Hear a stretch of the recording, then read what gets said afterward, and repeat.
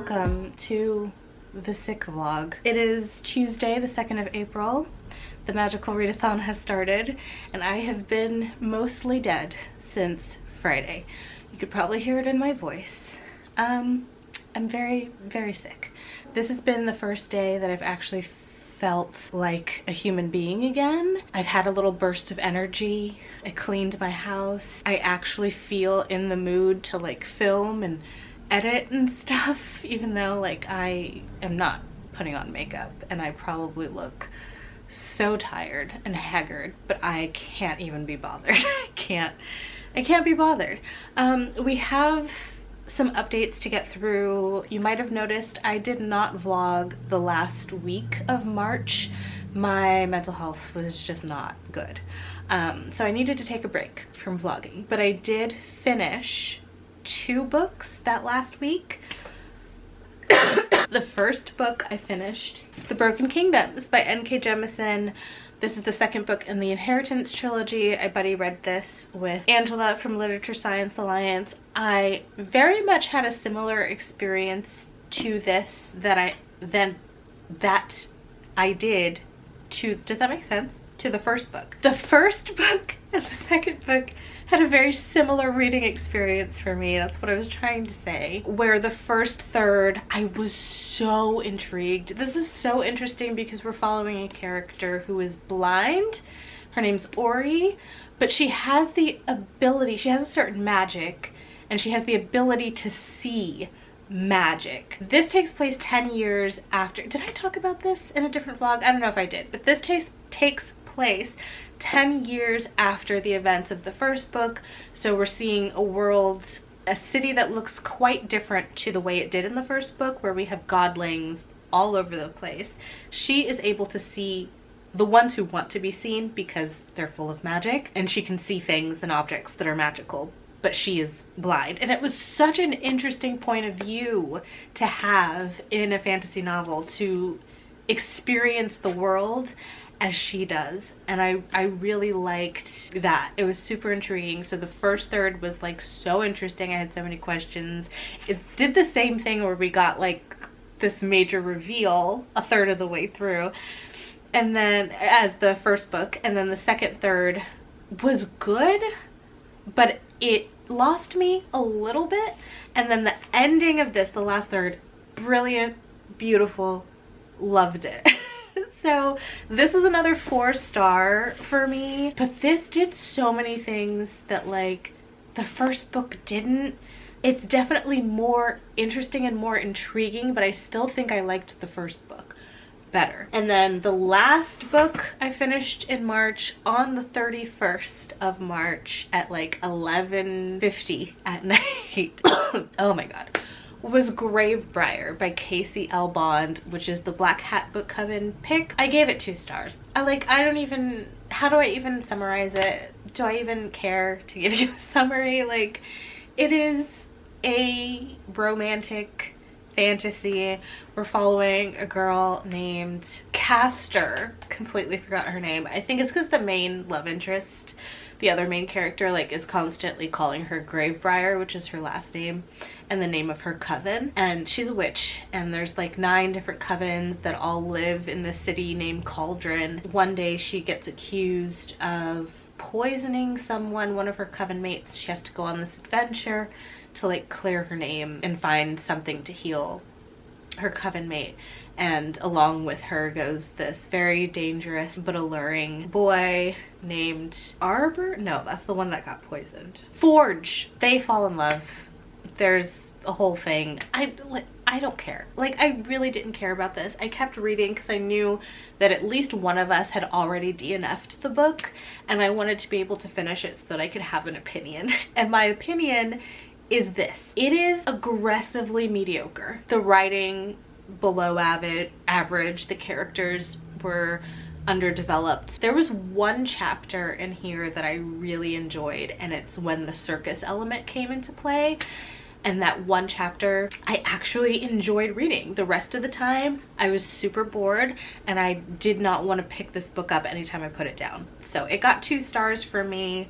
Didn't actively hate it, but did not like it either. So those were the last 2 books I finished in March, and I wanted to wrap them up here because I'm not planning on doing a March wrap up. And then you may have seen yesterday was the first day of the readathon, the magical readathon, so I was on sprints, and I wanted to finish up The Fires of Heaven by Robert Jordan, which I started last month in March, and was hoping to finish by the end of the month, but just didn't get to. So I was hoping to finish it yesterday so that I could start on my April TBR today, but I just finished it this morning. I feel like every time I read one of the books in the Wheel of Time, I complain about the length of them. It doesn't need to be this lengthy. It's not a waste of time, but he spends so much time on things that don't need to have as much time spent on them, if that makes sense. There's so much cattiness in this book between the female characters, especially Nynaeve and literally any other woman she's around. So that was kind of annoying, but the ending of this was so good. So good. So this, I gave it 4 stars. It's not my favorite in the series so far, for sure, but I really enjoyed the ending. I really enjoyed what this did, where it went. Can't talk too much about it because it is the 5th book in a series, but I finally finished it this morning and I gave it 4 stars. I'm very excited to read the 6th book, Lord of Chaos. I think that's what it is, which I will get to probably in May, but I might start this month. We shall see. That's where we are. We're all caught up now. As far as my April TBR and what I'm gonna start reading, I was thinking of starting with this one, The Hunting of Alejandra. Have to do some switching around because one of the books that was on my TBR has now been pushed back. It was supposed to come out today on the 2nd, and it's been pushed back to December, which is so sad and disappointing. It's A Witch's Guide to Magical Innkeeping by Sangu Mandana. I was so excited to read that book, but now it's not coming out until December. So I have to pick something else.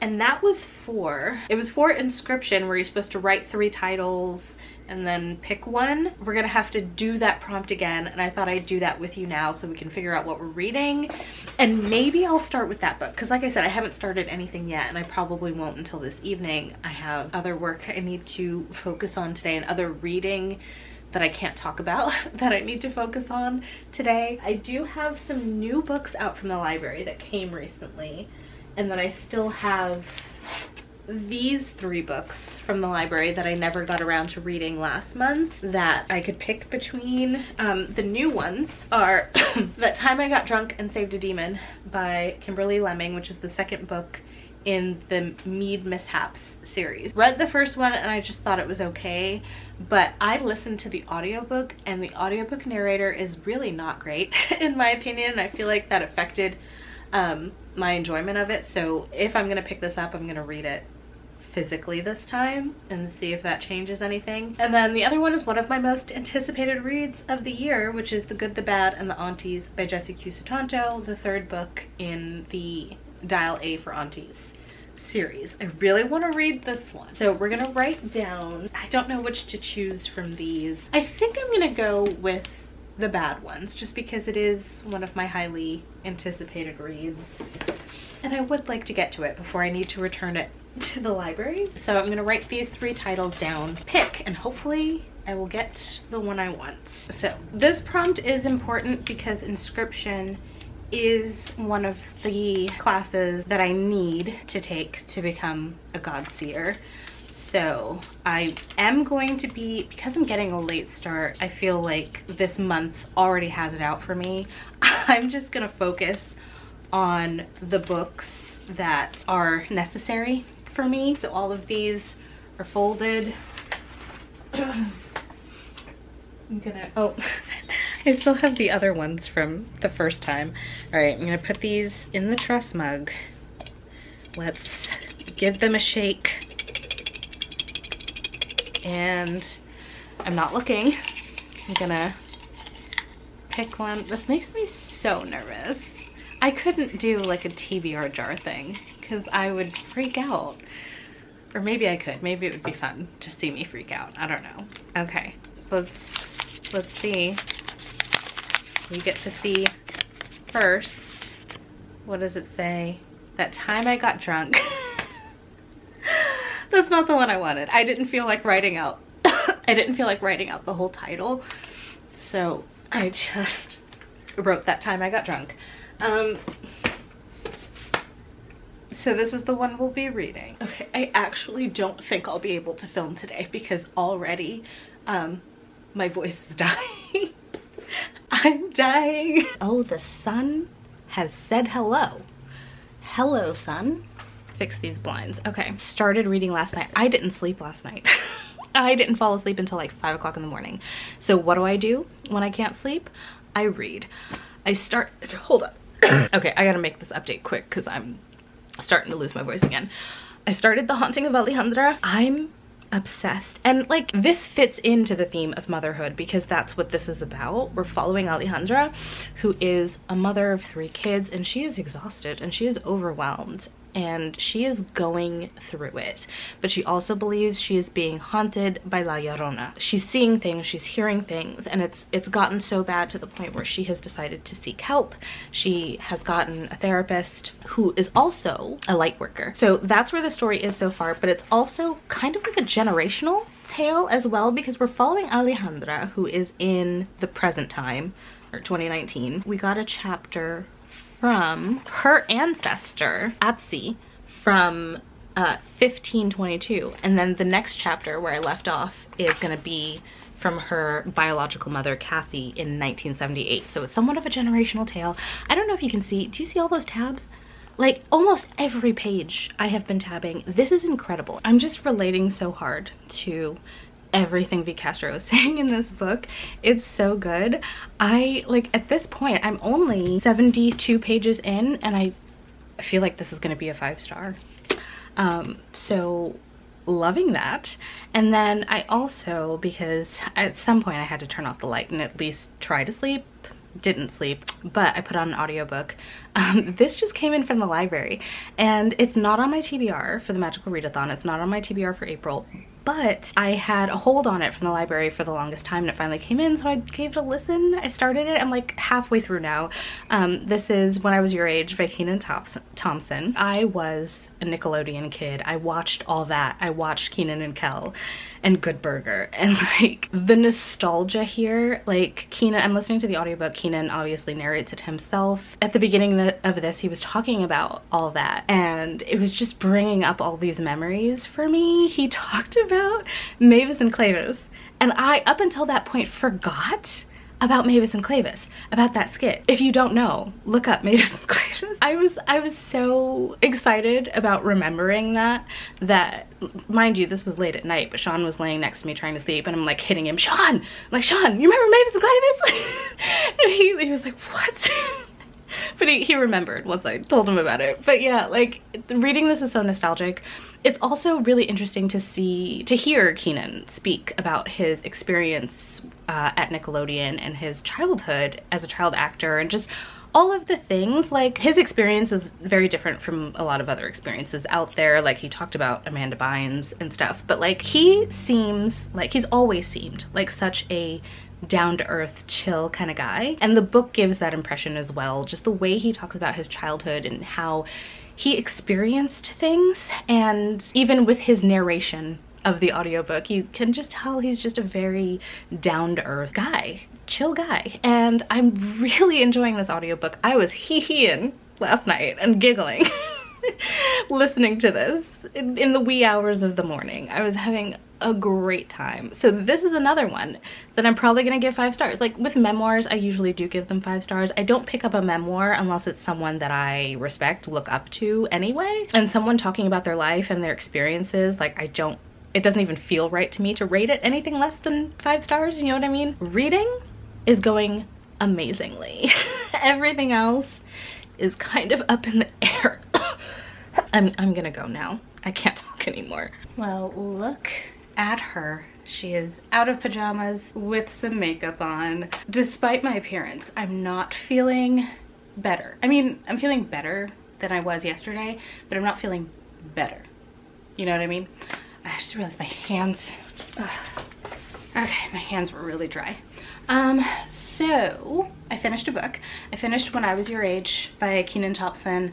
I loved this. I really enjoyed, especially the narration of this. Of course, he narrates it himself. If you want to know like kind of what he talks about his time with Nickelodeon and just like being a child star in general. He talks about SNL a lot because he's been on SNL for many years now, and he talked about his kids, his family, being a dad, and it was good. It was really good. The people, the experiences he had, and the people that he's met, celebrities he's met, people that have mentored him, people that have come into his life and just changed things. He did talk about his relationship with Kel. They weren't talking for many years, but they finally kind of repaired their relationship, and it was so good. I was laughing, I was giggling, I was having a good time. I definitely recommend if you're a fan. I gave it 5 stars, my first 5-star in a while, so I'm very happy with that. I haven't made any progress in The Haunting of Alejandra. I just know that I need to take my time with this because like I'm annotating the heck out of this, so it takes time for me to get through it. And then last night I did start another book because I needed another audiobook just to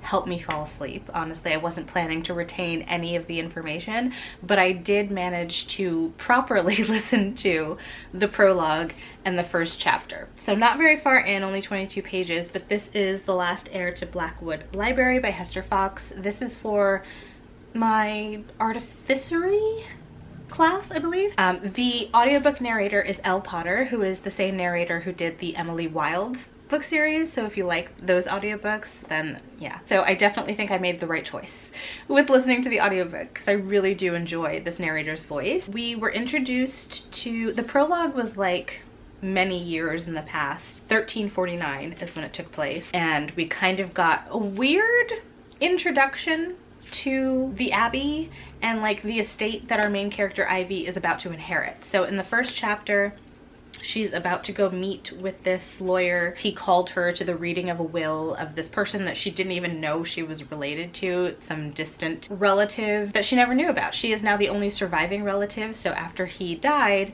she is now the inheritor of Blackwood Abbey. She is now Lady Hayworth, sole owner and proprietor and heiress of Blackwood Library. So she gets called into the meeting, right? And he's like, has all these stacks of papers here for her. He's like, there is a stipulation where you have to live in the Abbey in order to inherit. And she's like, well, it's kind of weird, but okay, yeah. And she's like, all right, let me sign these papers, because she is pretty much struggling to survive, especially as a single lone woman in the world, right? The lawyer is like, I really would feel more comfortable if you read through everything before you signed. And she's like, no, it's fine. Let me just sign. Show me where to sign. So it makes me wonder, like, what did she just sign to? You know what I mean? Besides becoming heiress to Blackwood Abbey. So I only read the first chapter. That's as far as I got. Don't know what's going to happen. Obviously, there's going to be a library. I'm very excited to continue reading this, listening to the audiobook, of course, because the audiobook narrator is amazing. That's where I am with the reading. However, I feel like a bit of chaos has come into the picture. Chaos always shows up, right? I forgot that I put a hold on this book at the library, and it showed up on my door this morning, and that is Icarus by Kay Ankrum. This is one of my most anticipated releases of the year. It's a retelling of Icarus in a contemporary YA. I'm very excited to give this a read. I just don't know how I'm gonna fit it into my TBR this month. That is the reading update. That's where I am with reading today. Hello friends, it is Friday. I spent the day clearing out my closet. I got rid of a whole bag of clothes. I just Marie Kondo'd that shit and like got rid of things that just weren't sparking joy. You know, I have this desire, like I'm wearing a dress today. You can't really see that. I don't know why I did that.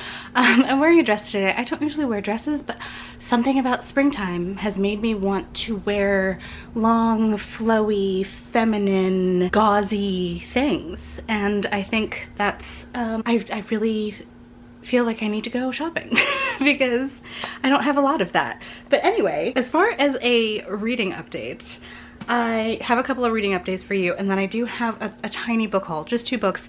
I went to the bookstore today. To be fair, it was Sean's idea.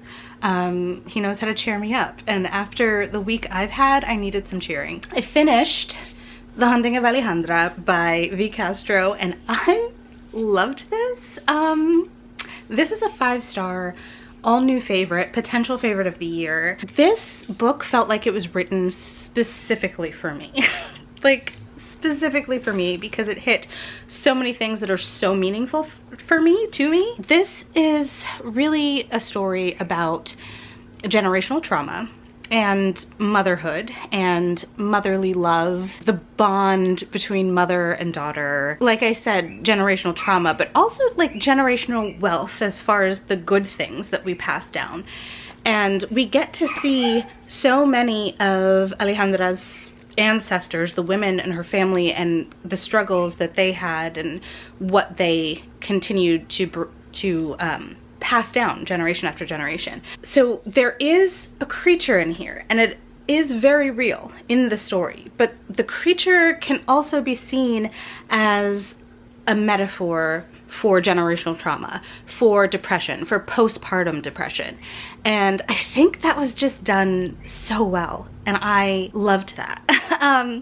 So this has a surprisingly low average rating on Goodreads, and I think because it's so specific. I think this is a very spiritual book, and that's another way that I connected to it. It's very spiritual. We have our main character in here is kind of learning to break free from the rigid Christian upbringing that she had. Oh. What? Okay, so can I tell you something about school? What? Like, it was about a fight in school. What? There was these two kids that were fighting, and then one kid got beat up so hard his teeth were bleeding. Oh no. His teeth were bleeding. How did it get this far with no teacher intervening? Oh, the dean intervened. Yeah, the dean. Oh my god. Yeah, it was a crazy fight. I didn't see it, but I just saw him with bleeding teeth. Wow. Anyway, what was I saying? I connected to the spirituality in here. So our main character, like I said, is breaking free of that, and she ends up going to this therapist who is a therapist but also a curandera, and she has basically a light worker, right? A witch. Okay, she's a witch. So the spirituality in here, very similar to my practice, and I connected to that on a very deep level. Ancestor work is something that I've been getting into a lot lately, so that was another thing that was like really personal to me. And it's also like, if you're not a mother or a parent, at least you're not gonna connect with this, like, because that is really the heart of this. I connected to this so hard because it talks about the dark side of motherhood, the grittiness and the sacrifices, and it's just so raw in its depiction, in its imagery. It put into words so many things that I personally have felt that I haven't been able to express with words. And I definitely, if you're gonna pick this up, like, check content warnings first, for sure.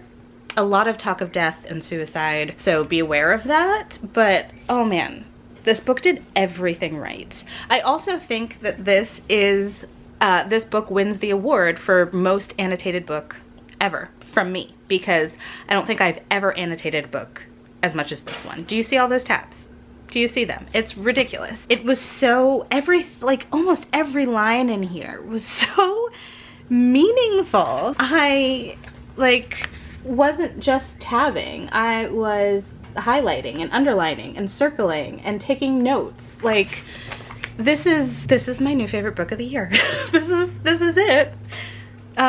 This was amazing. Miss Violet is definitely the author for me, which makes me even more excited for Immortal Pleasures, which comes out later this month. I definitely need to figure out a way to add that into the ridiculous TBR for the month. But yeah, I finished that. That's nice. Another 5-star. Starting off the month really well reading wise. And then I made some progress in The Last Heir to Blackwood Library by Hester Fox. So this has been really fun so far. Becky, if you're watching, you're absolutely right. I like historical fiction. I have to admit it at this point because I'm having a really good time with this. It's historical fiction, and I can't keep saying that I don't like historical fiction because apparently I do. She goes to Blackwood Abbey and all the servants are really like standoffish, being kind of sketch. This guy named Ralph is her driver slash groundskeeper. He like pulls her aside one day, grabs her by the shoulders, and he's like, you need to get out. Leave and get as far away as you can before it's too late. You're gonna start losing your memories and then there's not gonna be anything left of you. You need to leave. I never should have let you come here. And like, she's like, sir, unhand me, sir. And so she like gets so freaked out about the way he treated her, but not what he said. Like, she's not giving that much thought, which is like, girl, come on, right? But anyway, then she finds out that there's this library, this beautiful library on the property. The doors are locked, so she calls the head maid and she's like, can you open these doors? And the head maid is like being real sketchy, and she's like, I don't think you should go in there. We haven't opened it in years, and like giving all of these ridiculous excuses. And she's like, can you open it? I want to see it, you know? Because our main character is definitely a bibliophile. She loves stories, and she's so excited at the thought of this library. So the maid finally opens it, and Ivy is Ivy her name? Yeah, Ivy. Ivy falls in love with the library, but every time she goes in the library, it seems like she ends up getting a headache. That's another thing that she's not putting together. Like, I know that maybe it would be weird for someone experiencing that to like immediately make the connection, but you as the reader can make the connection. So I don't know that Ivy is like the brightest, but anyway, but I'm still enjoying it. Also, another, like, I think it was like the first night she showed up at the Abbey, she started hearing creaking sounds and felt a presence, and things like the room got really cold, and then all of a sudden objects flew across the room, and like it freaked her out.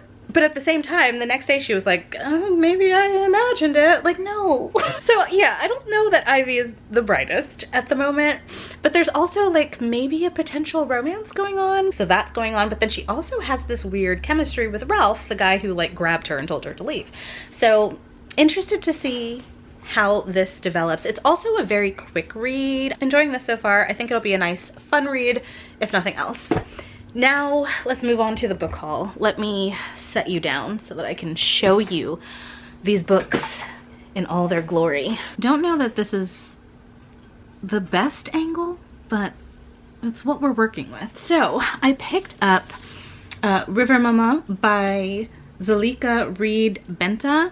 I had never heard of this before, but I saw it at the bookstore. So I went to the used bookstore, Bright Light Books, and this is based on Jamaican folklore. River Mama is a goddess of the river, basically. And I've never read anything about her. And I haven't read many books based on Jamaican folklore. So, and you guys know I'm Jamaican. I am very excited about this. This is also the author who wrote Frying Plantain, which I haven't read, but I've heard of and wanted to read for a while, just never picked up a copy. So I saw this. It was like $7 and I was like, hell yeah. So I bought it.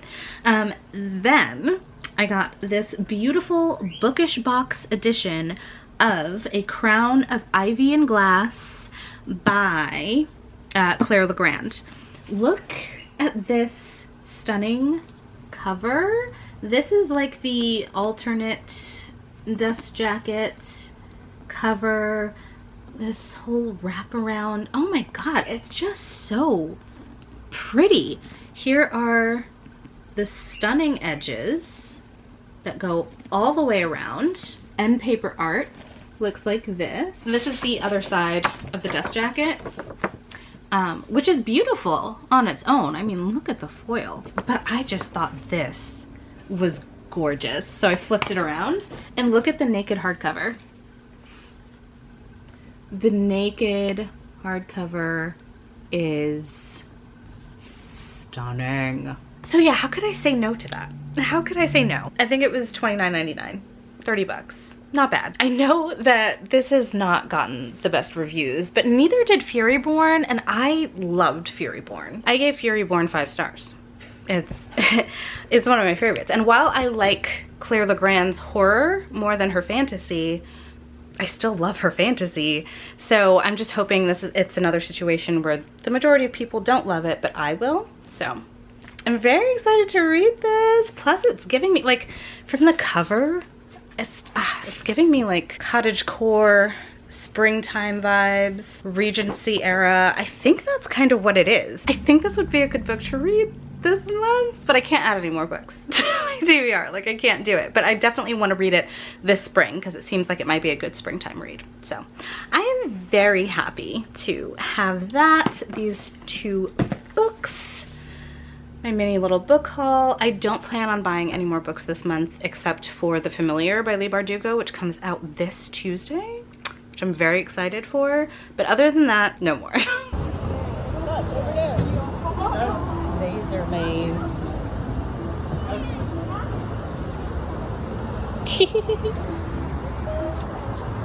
Look at that little guy.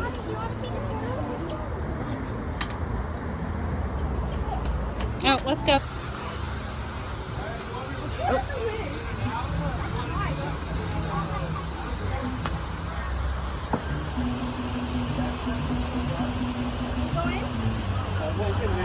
Kind of going over here. All right, Should I go get it back? Yep. Now? I'm gonna get it on camera. Go ahead. Do I do it now?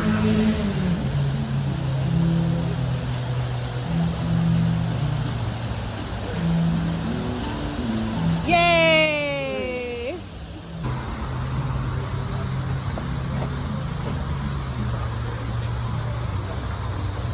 You gotta give it a big when you go up there, give it a big hit so it'll go in.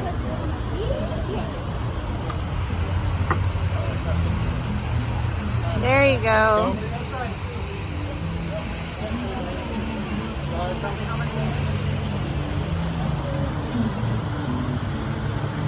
Look at the ring light in my glasses. That looks so weird. Hello, my friends. I know I look like crap, but I can't be bothered to make myself look any better. It is the end of the vlog. I ended up not wanting to be on camera over the weekend, but we had a fun weekend. We did a little mini golfing, which we were supposed to do last week for my son's birthday. He just turned 12, and I ruined it by being violently sick. But we went this weekend. The kids had a great time. Afterwards, we went to Barnes & Noble and let them each buy a book. That was really fun. I didn't do much reading on the weekend, but that Friday night, I did finish The Last Heir to Blackwood Library by Hester Fox. And in my last clip, I remember saying that I don't think the main character, Ivy, is the brightest, but it ended up having a specific reason why she was like not paying attention to things or why she was forgetting things that made sense with the plot. So I was wrong about her. I take it back. Ivy is an amazing character. I ended up really enjoying this. It's so many things. It's like a historical, it's a gothic historical fantasy romance with an almost cozy twist to it, but it still has the gothic atmosphere.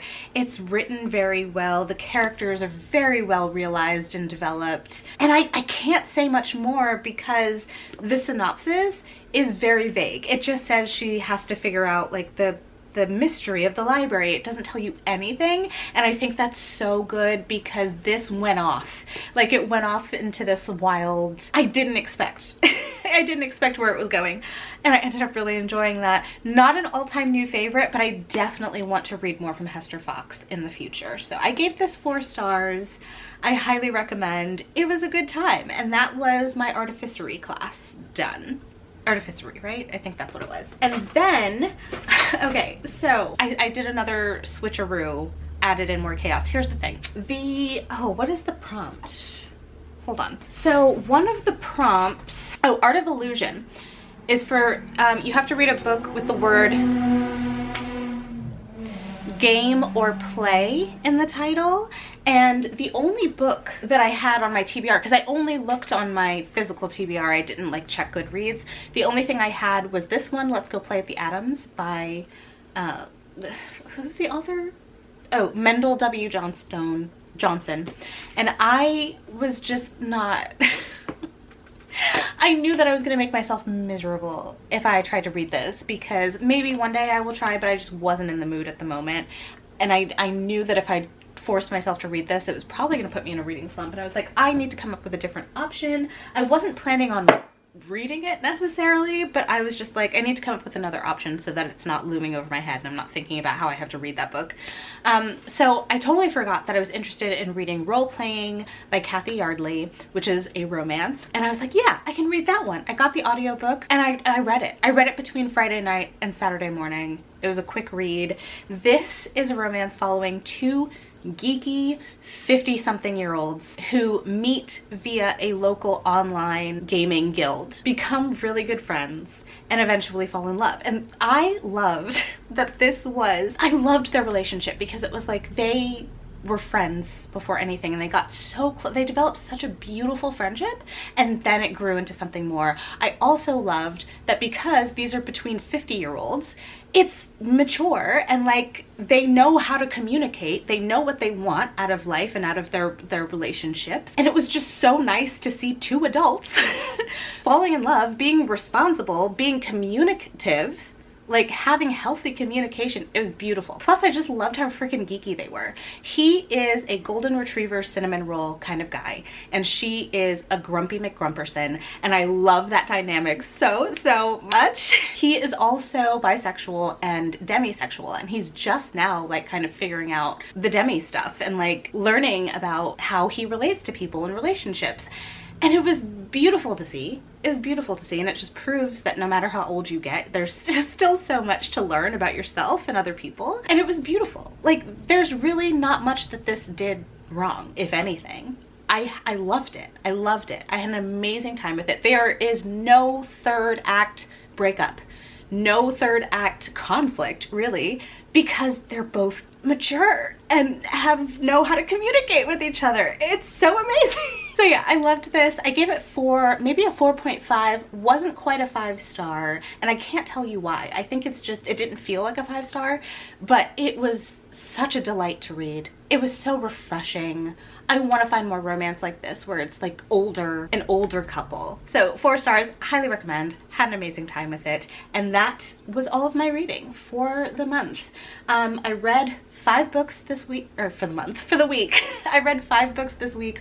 Only 3 of them were for the Magical Readathon, but I had a very strong start to the month. Always have a look when speaking to me. Oh, sure. Usually an upset, angry, furious, some sort of heavily negative emotion involved. Wow. I enjoyed everything that I read this week. So, started out with finishing The Fires of Heaven, which I read mostly in March, but finished it this week. Gave it 4 stars. And then I read When I Was Your Age by Kenan Thompson, which I gave 5 stars. And then I read The Haunting of Alejandra, which is another 5-star, a favorite of the year. Oh my god, loved this. And then, of course, The Last Heir to Blackwood Library, which was 4 stars. And then Role Playing, which was 4 stars. An amazing week. I am so happy with that. But yeah, oh, actually, there's one more thing. I made the decision last night to DNF that time I got drunk and yeeted a love potion at a werewolf. I think I accidentally called this the first book at the beginning of this vlog, sorry. But I tried reading it physically. I got 2 chapters in and I realized something. It's not the audiobook narration, it's the book. I'm sorry, these just don't work for me. I know so many people love this series, but the humor is not to my taste. I don't like how it immediately goes, it just immediately falls into the sex, and like, not that they're having sex yet, but like they're immediately attracted to each other and talking about it and like wanting to, and I need more time. I need more time. I don't work that way. I need more time. I need to get to know these characters, and I feel like we don't ever get to know these characters. The main character in here, what is her name? Bree, is pretty much the same character as the first book. Spot the difference, because I couldn't. I feel like the author is writing the same characters in different situations. I know. And then it's so cheesy. It's so cheesy and not in a way that I like. So these just, I'm giving up on the series. These just don't work for me. I feel really bad, but I I'm not gonna force myself to get through it, which means we're gonna have to do the whole picking thing again in the cup, and we'll do that in next week's vlog. But yeah, because this just, I cannot force myself to read this. So 40 pages in, and it was a DNF. But yeah, we're gonna end it here. I hope you enjoyed. Talk to me down in the comments. Let me know your thoughts and opinions. If you want to leave me an emoji, oh, what should you leave me as an emoji? Can you leave me like leave me a ghost. That's gonna be it for me today. If you enjoyed this video, don't forget to give it a thumbs up, hit subscribe, and I will see you in my next one. Bye.